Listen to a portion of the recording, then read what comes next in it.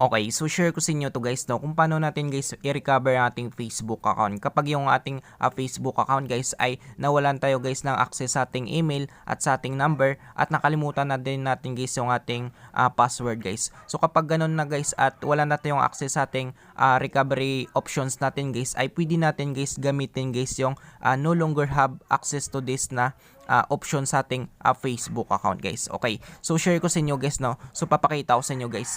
So una natin gagawin dito guys ay gagamit tayo guys dito ng Facebook application natin guys. So maring pwede natin dito ma-recover guys via no longer have access to this guys na options guys no. So try natin. So punta tayo guys sa ating Facebook application. So wait lang guys no. Wait lang guys. Yan. Yan, so wait lang natin. So dito guys, halimbawa guys, wala natin yung access sa ating wala natin yung access sa ating email or phone number or mobile number or sa ating password guys. So wala na tayo, halos lahat guys ay wala na tayong access dito guys no. So try natin guys no. Halimbawa guys no, ilagay ko guys yung email ko guys. Yung dati kong email, yung natatandaan lang nyo guys no. So example lang ito guys no. Yan, so ilagay ko yung password ko tapos login natin. Yan, so wait lang natin guys no.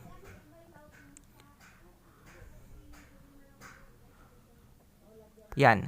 So, ito yung lumabas guys no. Use your Google account. So, try natin guys i-try another way guys no. Kapag lalabas guys yung no longer have access to this guys. So, click natin guys yung try another way. Yan. So, wait lang natin guys. Yan. So, dito makita nyo guys, dito sa account natin na ito guys ay hindi lumabas dito guys yung no longer have access to this. So, dapat nang dito yun siya guys no. Yan. So, para ito kasi guys yung no longer have access to this guys. Ito yung options guys na para ma-access natin sana guys yung mabigyan tayo guys ng access sa ating Facebook account guys. So meron tayong susundan na steps guys no para ma-access natin yung Facebook account natin guys. So ang problema dito guys ay wala tayo dito guys, wala tayong options dito guys na no longer have access to this na option dito guys sa ating Facebook account. So kapag ganun yung nangyari guys, ang gawin natin guys ay lilipat tayo guys sa ating Google Chrome browser guys. So alam ko guys kasi sa Google Chrome browser doon guys ay meron yan siyang no longer have access guys. Maring nakapag-login tayo doon dati sa ating Facebook account or nakasave doon yung data natin guys. Okay? So punta tayo guys sa ating Google Chrome browser. Tuturo ko sa inyo guys no. Yan. So pagdating natin dito guys sa Google Chrome browser natin guys, search lang natin dito guys yung Facebook facebook.com/login/identify. So yan lang yung i-search natin guys sa ating Google Chrome browser guys no. So facebook.com/login/identify. So hanapin natin guys yung Facebook account natin guys. So browse natin guys. Yan. So wait lang natin guys no. Yan. So ito na yung lalabas guys no.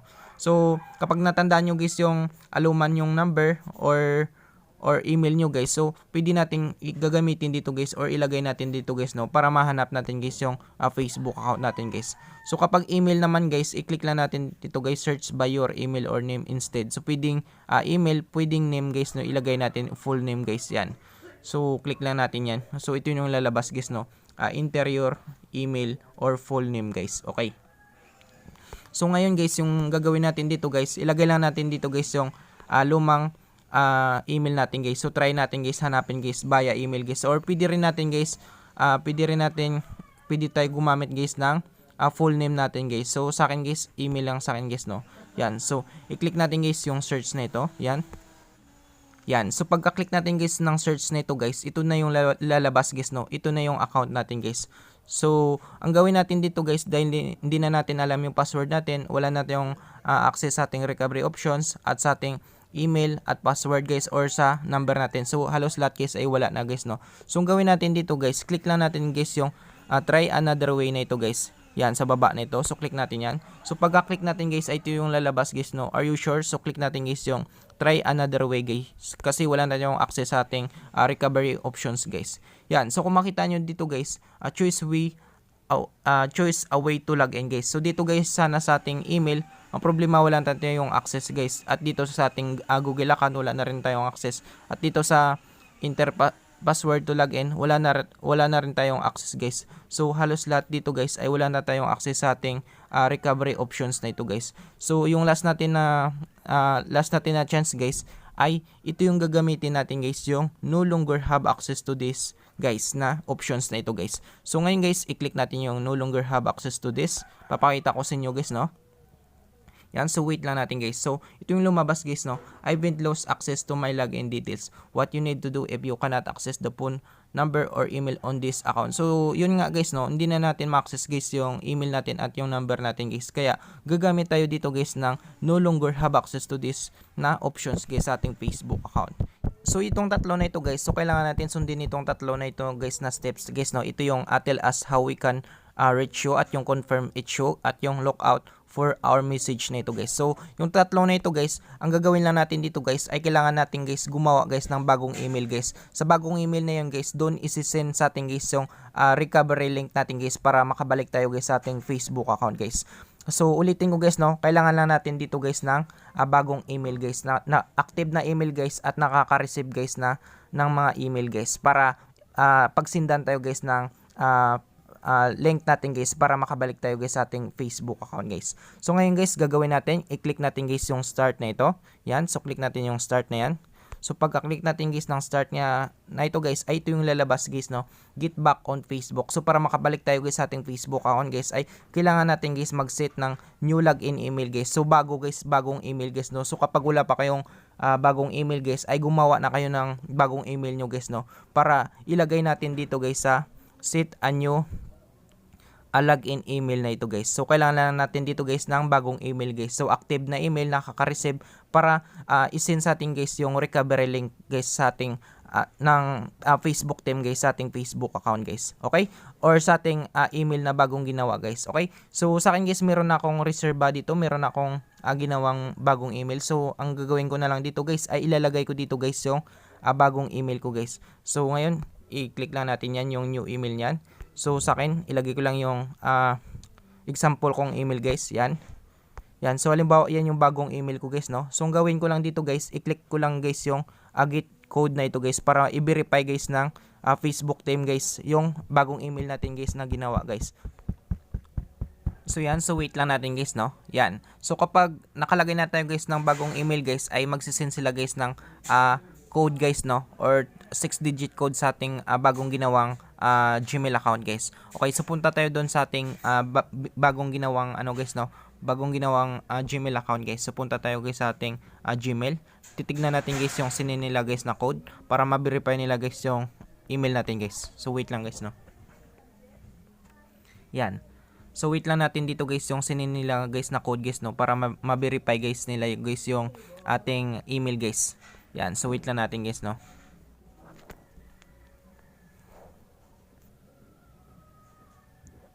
Yan, so refresh natin guys. Yan, so kung makita nyo guys, ito na guys yung pinadala nila guys na security code guys. Yan.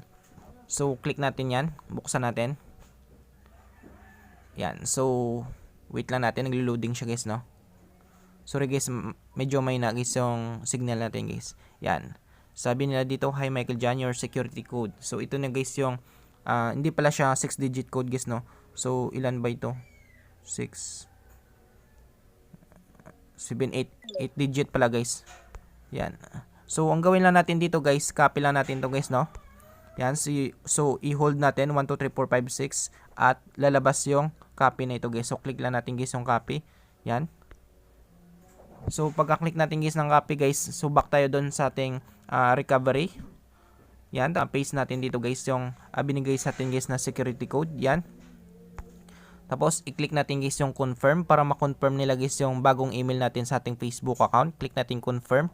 Yan. So pag-click natin guys ng confirm guys, ito naman guys yung steps guys na bibigay nila sa atin guys. Confirm issue. So kailangan lang natin dito guys ay mag-upload ng valid IDs guys. Yan.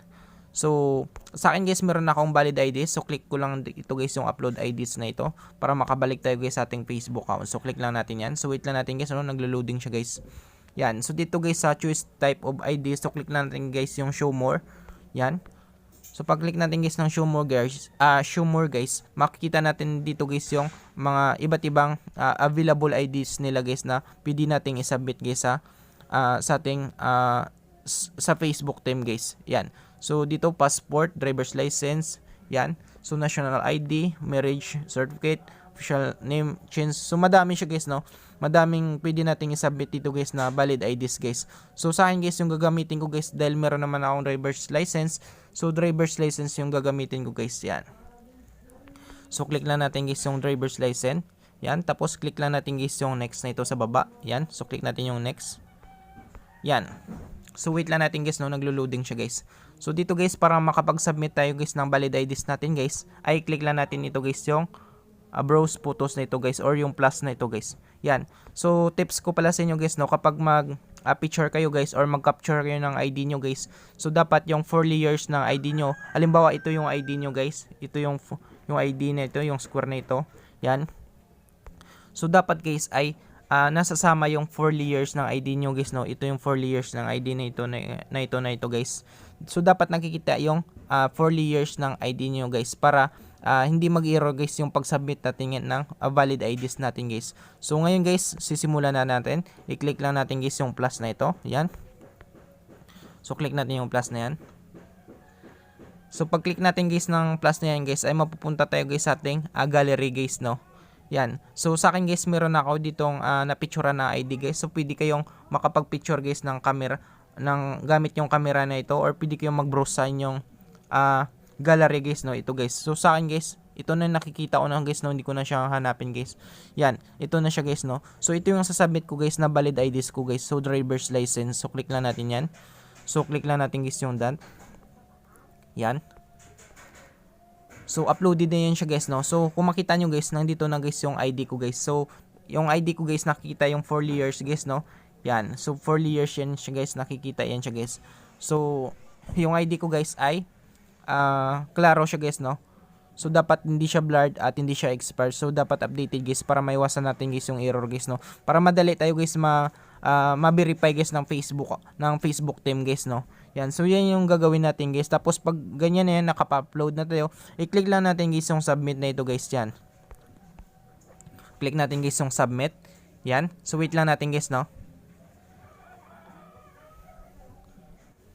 Yan. So naglo-loading na siya guys. So wait lang natin. So medyo may na yung signal natin guys, no. Yan. So thank you for submitting your information. We usually review IDs within 24 hours. So kapag driver's license kasi yung gamit natin, lalo na kapag updated at hindi blur, ay madali lang yung review nila guys ng valid IDs natin guys. So siguro hindi naman siya abot guys ng 24 hours guys, no. So hintayin na lang natin guys sa ating email. Yan. So click lang natin guys yung finish na ito. Yan, click natin finish. So wait na lang natin doon sa ginawa nating bagong email guys, no. Yan, so wait lang natin yung pinadala nilang bagong recovery link para makabalik tayo guys sa ating Facebook account. So punta tayo guys sa ating bagong email na ginawa. Yan, so wait lang natin guys, no. So back natin. Yan. So wait lang natin dito guys yung recovery link na isesend nila. Sa ngayon kasi guys ay yung IDs natin guys ay nire-review nila guys, no. So wait na lang natin guys. Yan, so wait lang natin. Refresh lang natin guys. Yan. Yan, so kung makita nyo guys ay pinadala na tayo guys ng final step to get back on Facebook para makabalik tayo guys sa ating Facebook account. So ito na yung bagong pinadala nila guys na email. So buksan natin yan. Yan, so click natin yan. Yan, so final step to get back on Facebook. Yan. So, hi Michael John. Thanks for confirming your identity. To get back on Facebook, we need you to reset your password. Please do this as soon as possible. This email will be expired, can only be used once. So meron siya palang expiration guys, no. So dapat guys as soon as possible ngayon talaga guys ay ma-reset na natin guys yung ating password guys. So make sure you're not logging into any other Facebook account on this device before you reset your password. Yan. So, ang gawin natin dito guys, click lang natin guys yung reset password. Yan. So, click natin yung reset password na ito guys. So, dadalhin tayo guys sa link na ito guys, no? Sa recovery link na ito guys. So, wait lang natin guys, no? Yan. So, dito guys ay magpanibagong password tayo dito guys. Yan. So, kailangan lang natin guys gumawa ng bagong password guys or new password guys. So, sa akin guys, gagawa muna ako guys ng panibagong password ko guys, no? So, sa akin guys, lagay ko lang guys yung new password ko. Yan. So, tapos, pagkalagay natin guys ng new password guys, i-click lang natin guys yung reset na ito guys, no? Para ma-reset guys yung password natin guys, para mabago guys. So, click lang natin guys yung reset. Yan. So, wait lang natin guys, no? Naglo-loading siya guys.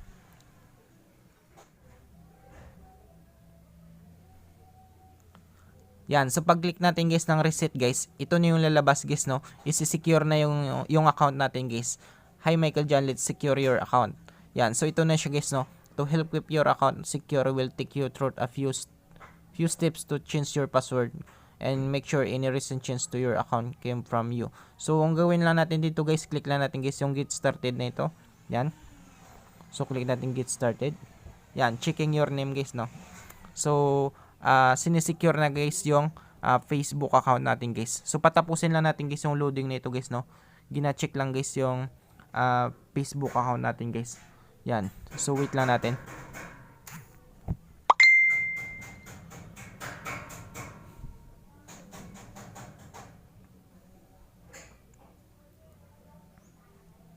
Yan, so okay na siya guys, no? So sabi daw dito ng Facebook team guys ay wala namang nabago sa ating Facebook account guys, no? So no change guys. So sabi daw dito, good news, nothing was changed on your all set for now. So wala namang nabago sa ating account guys. So i-click lang natin guys yung go to newsfeed na ito guys. Yan, so click lang natin go to newsfeed at wait lang natin. And then yan. So, na-recover na natin guys yung Facebook account natin guys. So, 100% guys ay working guys yung video tutorial natin guys, no?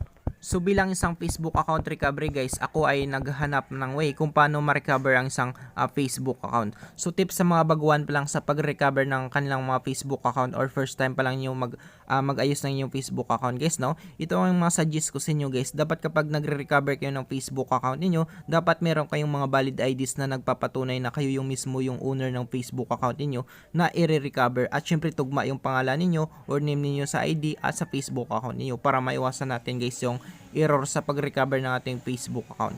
Sa pag-recover kasi guys ng Facebook account guys, ang pinakakailangan lang natin ay yung identity at yung IDs natin para ma-enable natin guys yung ating Facebook account or mabigyan tayo guys ng access sa ating Facebook account.